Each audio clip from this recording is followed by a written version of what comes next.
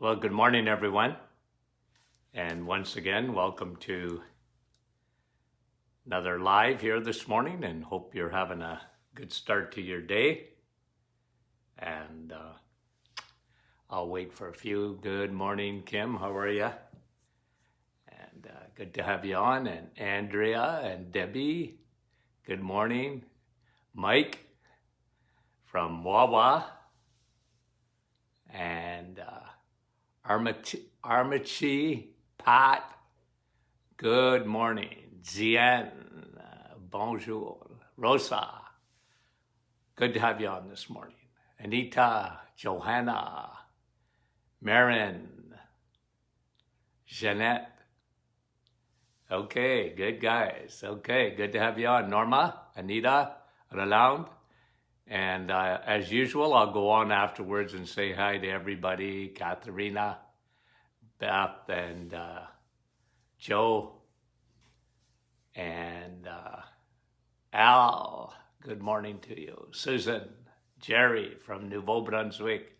And I'm going to say Andrea because she's usually on there too. Sandy, Sinette, you get good morning to you. Another Rosa. Vicky, okay. You guys are great. Kathy, good morning to you. Okay, so let's get going. Micheline, I'm going to do some headlines again. And there's so many that came out in the last little bit that I just want to comment on them. Yeah, some really good ones. There's actually one on COVID. And I'll do that one tomorrow, okay? So I'll do that one tomorrow. I want to bring it out tomorrow. And the variant. So we'll give you some updated news on the COVID variant. That's everybody's talking about now. Okay, so let's go through some headlines here. And yesterday we talked about one, really wasn't a headline because I couldn't find it anywhere else that anybody even talked about it, but red meat and maybe beneficial in terms of cancer. So we spent our time on that yesterday. Look at this study. Study links 5 or few hours of sleep to the increased risk of dementia.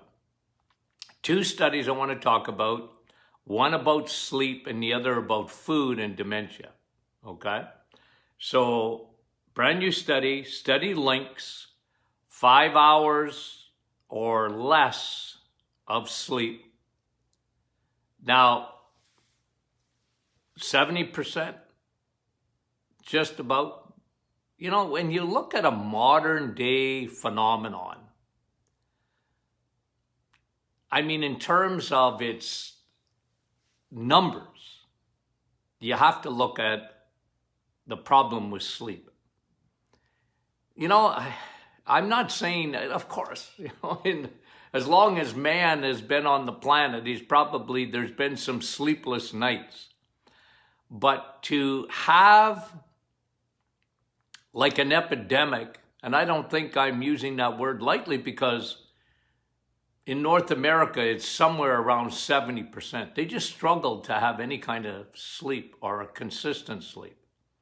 Now, I think there's a lot of factors that go along with that. And one of the main factors is insulin.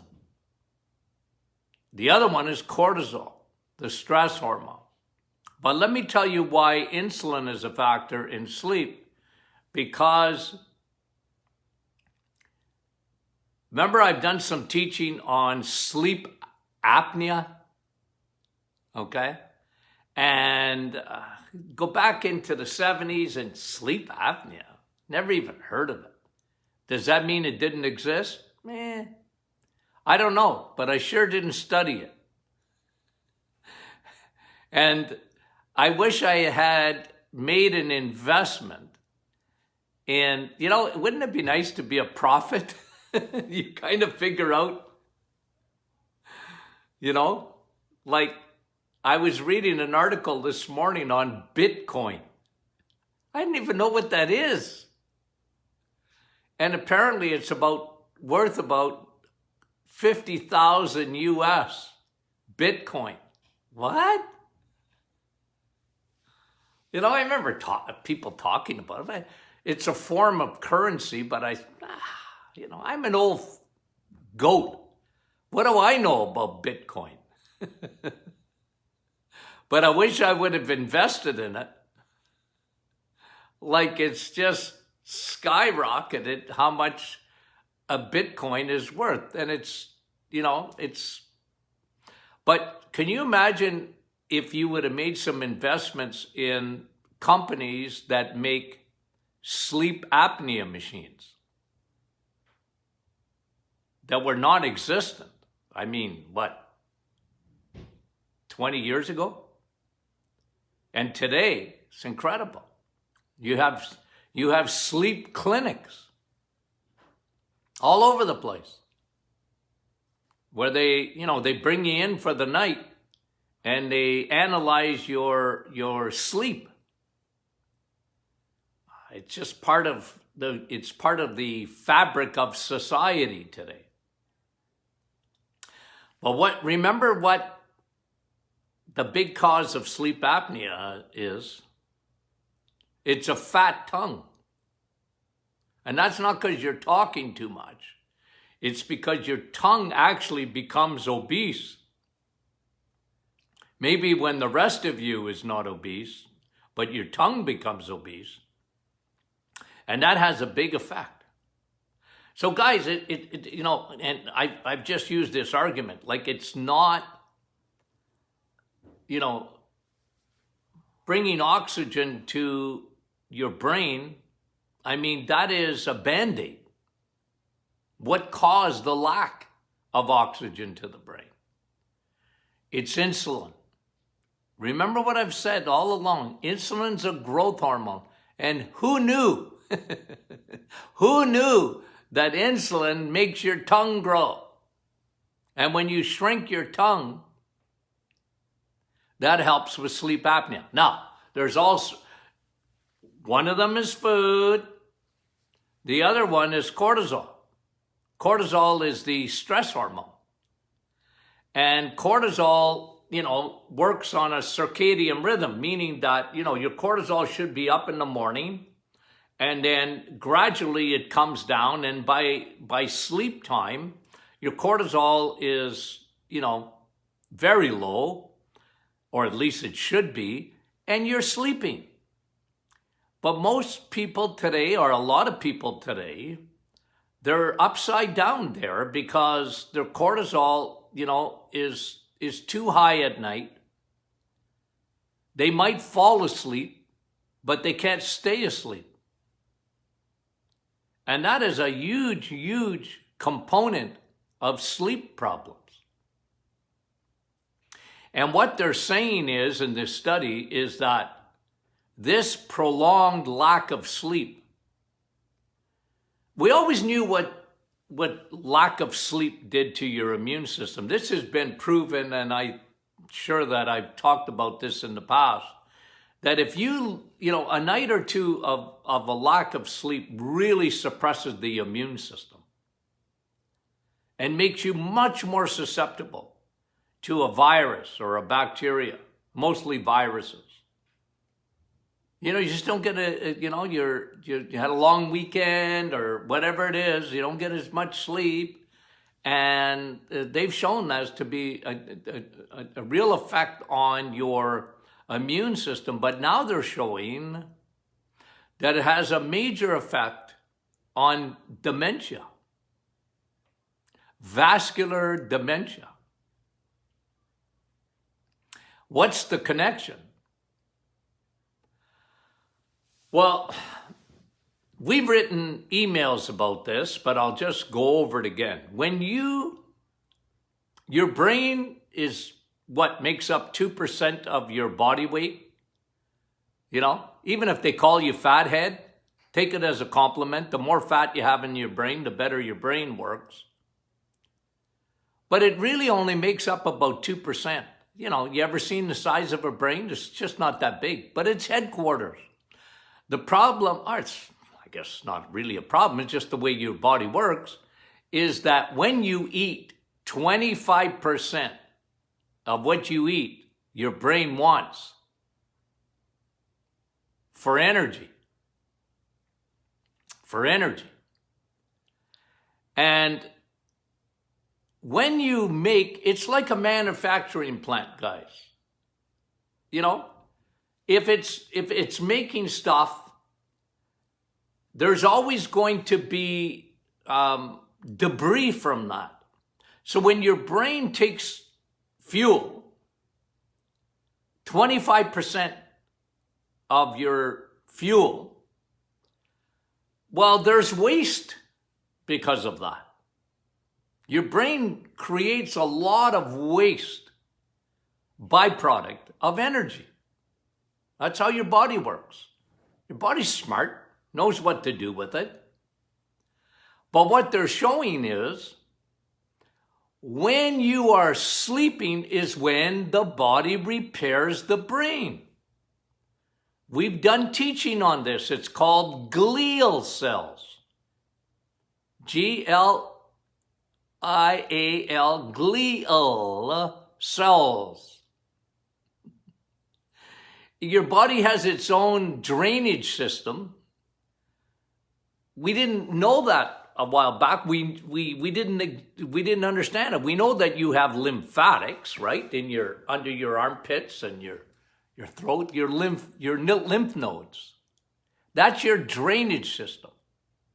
But your brain has its own. It's called glial or glymphatic system. And guess when it works? When you're sleeping. The night shift comes in when you're sleeping. That's why sleep is so important. That's why they're saying these studies that show that when you're not sleeping well, your brain doesn't repair itself. It doesn't get rid of the garbage like it should. This is why it's so important and even a factor in dementia. So we've talked about two things here. We've talked about insulin, the fat tongue syndrome. I should write a book about that. Kind of sounds kind of funny. The fat tongue syndrome. Created by insulin food. That's why the resets for a lot of people, it really helps them sleep. But then you have another factor, and that is cortisol. And if cortisol is high, if cortisol is out of balance, and I think all of us have experienced that, what that means, right? Have you ever had something, traumatic, or, you're worried and you go to bed and you can't sleep. What is that? Cortisol. It's a stress hormone. And I guess for a night, it's not the end of the universe. But if it goes on, now they're showing that your brain doesn't get the repair it needs. Garbage, don't take out the garbage for a while and see what happens. No, but your brain gets affected by that.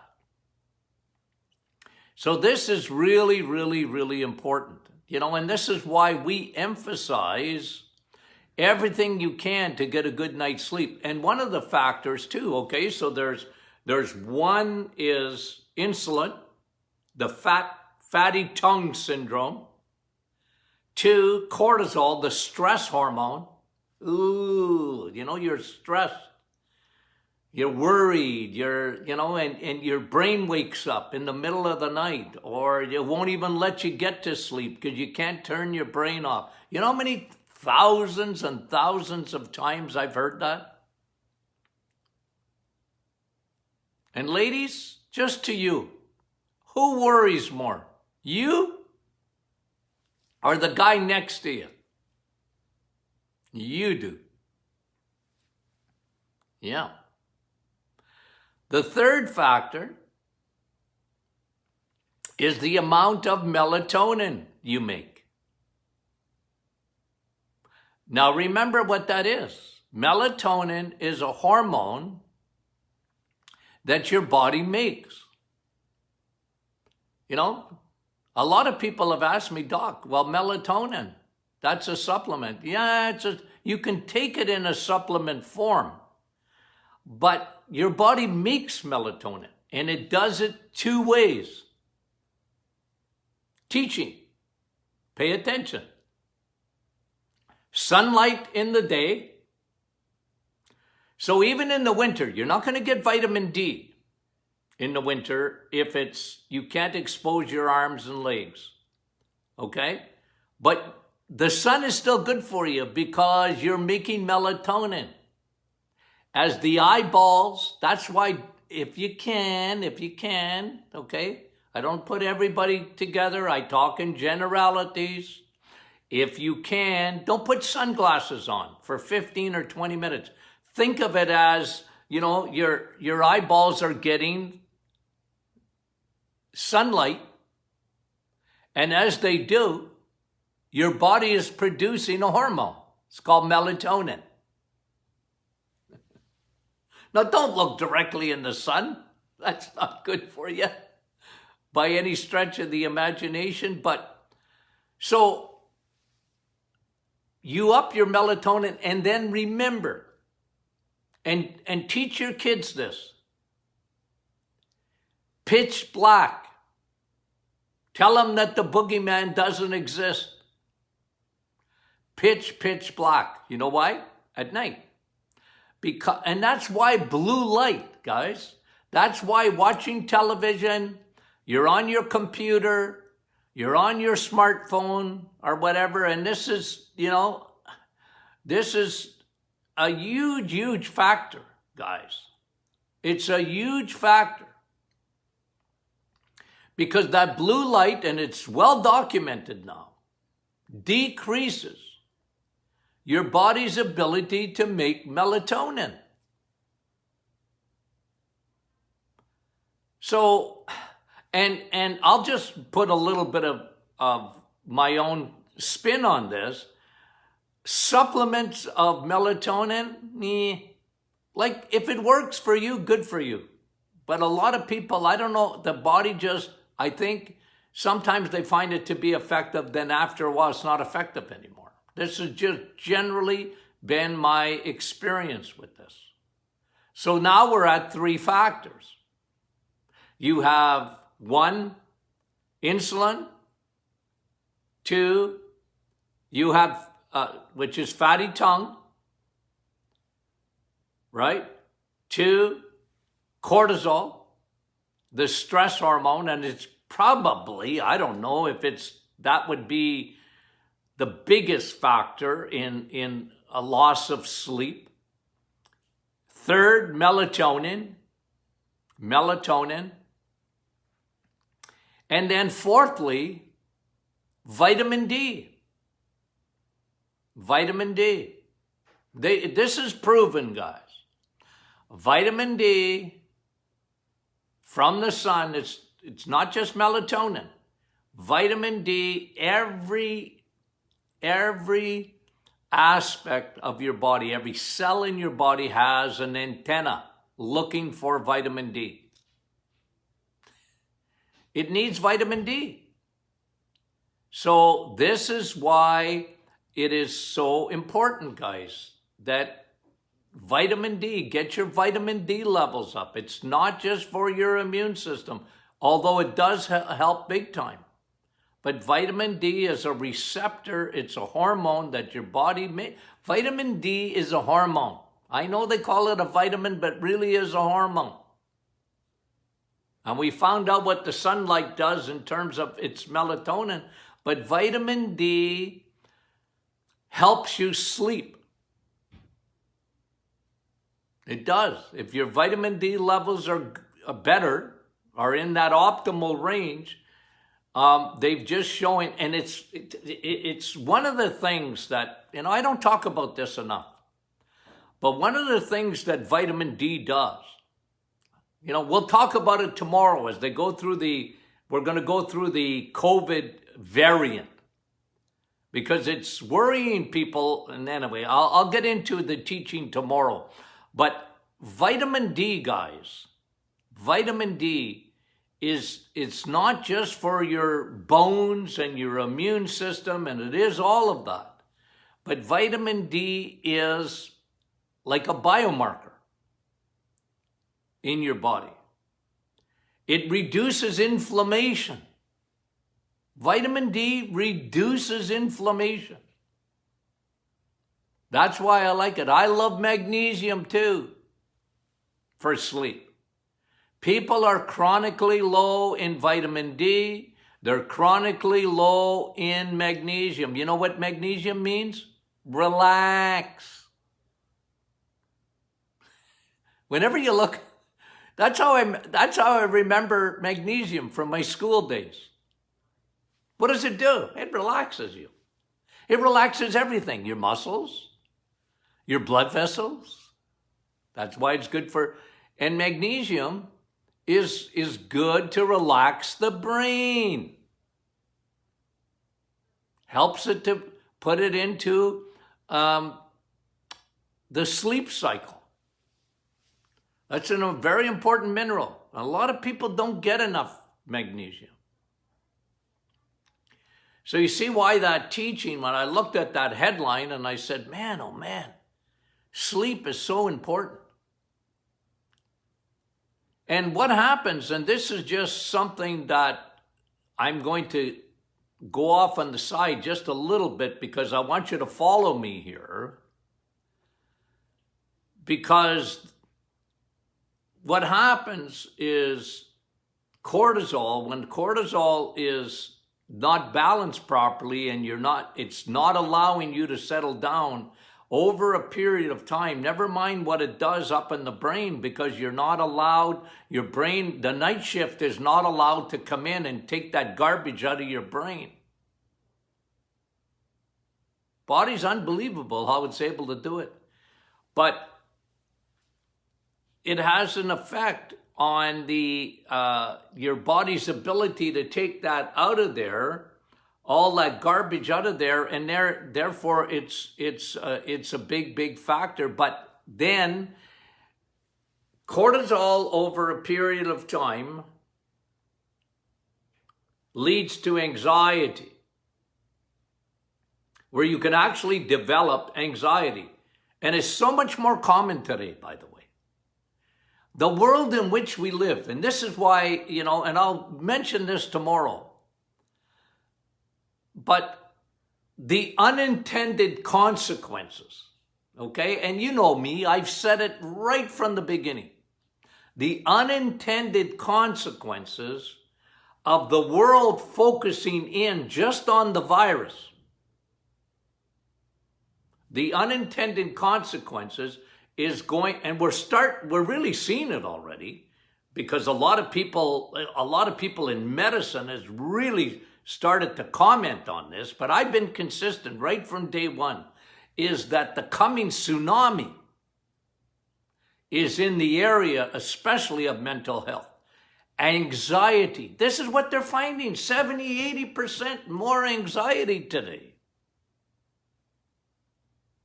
Because we're human beings, guys. We're meant to communicate with each other and to be with each other. I thank God for, this method of communication. I used to, for 40-something years, my method of communication was when a patient come into my office. One-on-one. As a matter of fact, do you know that yesterday, February the 15th, 2020, was the last time I actually saw a patient in the office? I was just making sort of a note of that. It was supposed to only happen at the end of May 2020, where I was going to go into full-time teaching and writing and enjoying the bigger audience in a way. But I used to be one-on-one.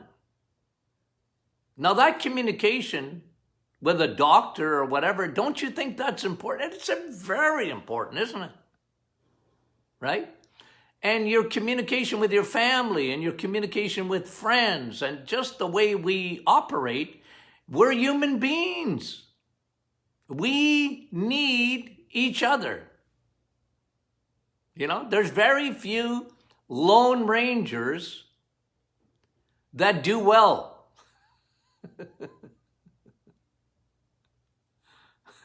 I was out yesterday for a while, and this lady was talking to her dog, okay?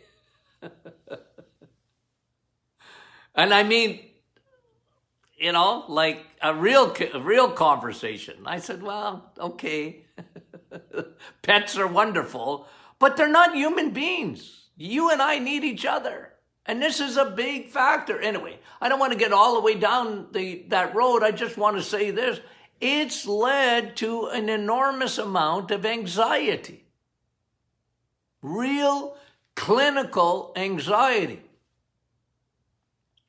And what does anxiety do? Well, number one, you ain't going to sleep right.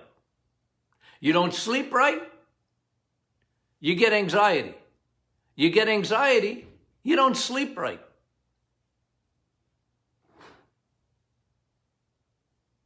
It messes you up. The body's not made for that. Anxiety is, you know, and now it's on steroids. It doesn't want to let up. And it's a true medical condition. It's not fun. And people, you know, your heart can race, your gut is bugging you. You know, a lot of digestive issues are like cortisol doesn't cause it, but it adds, you know, I love Tony Jr.'s expression, Dad, it's an accelerant. It's pouring gasoline on the fire. And we're seeing so much of it. And anxiety is, you know, it can affect your brain. It affects brain fog, and you have trouble focusing, and you have trouble changing, turning that off. And the heart gets affected and races for a lot of people, and then they feel very, very unwell. And a big factor, again, is the sleep. And the coming tsunami is not anxiety, can lead to severe depression, where people are committing suicide like it's, what are they saying? I read something the other day that I might have mentioned it. 1 out of 4 teenagers in North America have contemplated suicide. The unintended consequences. This is why I've often called out the medical officers of health, because I said, well, you're focusing in only on a virus. You're not looking at the big picture. I understand, but you got to look at the big picture. Medical means everything. Doesn't just mean a virus. It means everything. Mental health is a huge part of medicine, or at least it should be. Any doctor worth its salt will tell you that stress can give you a heart attack. I talked to you last week about breast cancer, which is the number 1 cancer now in North America, number 1. Not the number 1 killer, but it's the number 1 cancer. Overtaking lung disease. And a big component, I've always said this, a big component of breast cancer. Breast cancer is a perfect storm. Usually, and this has just been my experience, it's a perfect storm of insulin, food, crappy carbohydrates, crappy vegetable oils, too much sugar, 2, too much estrogen, too much estrogen. Maybe I'll mention this study here. Let me just read it to you. Yeah, New York Times. New York Times. Here's the headline. We live in a world invaded by plastic. New York Times just came out. I think it was yesterday. I flagged it. We live in a world invaded by plastic. When plastic degrades into nanoparticles, it's present in the water we drink, it's present in the air we breathe, almost everything we touch. See, plastic degrades, but it doesn't go away. And what they're showing with the study in the New York Times, by the way, it affects your microbiome. That was the study. It affects your bacteria. It affects your microbiome. That has a big effect on your immune system. Has a big effect. So, and they didn't even mention this, but I'm telling you, plastics look like estrogen to your body. Ladies and gentlemen. It's a big factor because they're called xenoestrogens. And xenoestrogens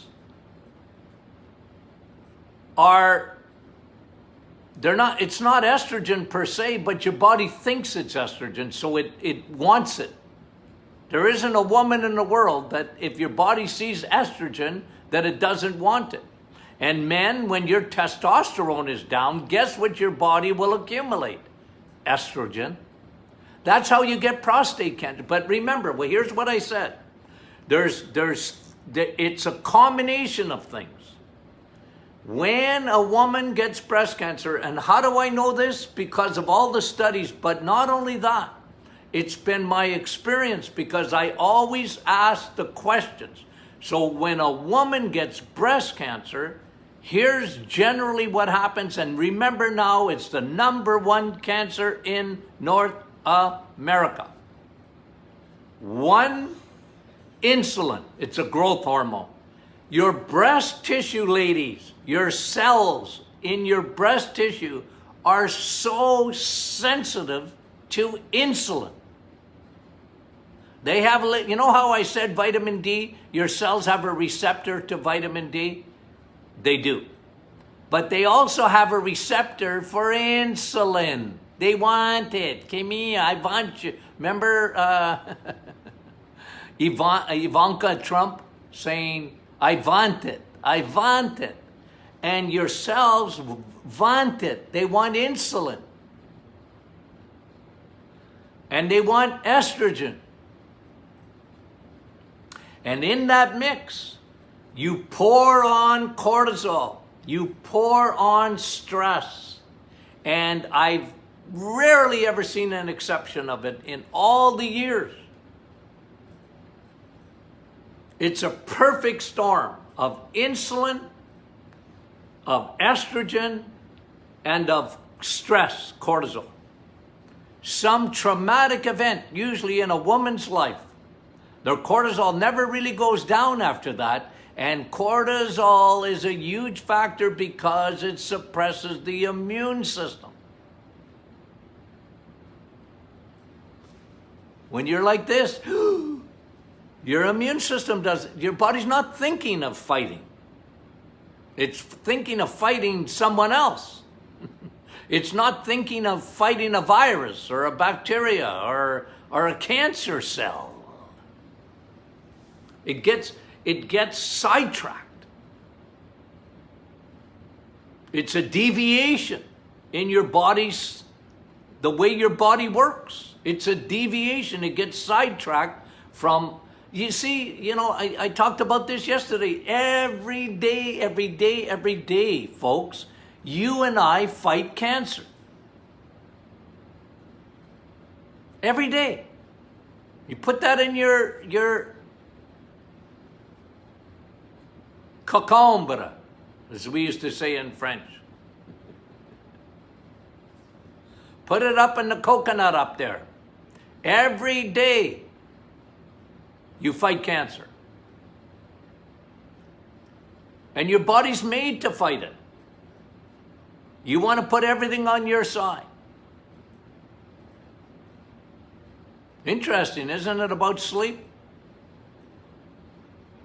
And everything else that goes along with it. Okay. So that's the teaching of the day. I was going to bring you a few more, but we'll like I said, we'll look tomorrow. I plan on doing this with the variant tomorrow. I'm going to talk about it because what you can do. Okay? What you can do. Okay. Now, thanks for watching. We appreciate it big time. Invite your family and friends to join us, okay, on the Martin Clinic Facebook group. They're more than welcome to come in. Great group. I watched about 20 questions yesterday, and people answered them. I didn't have to do it.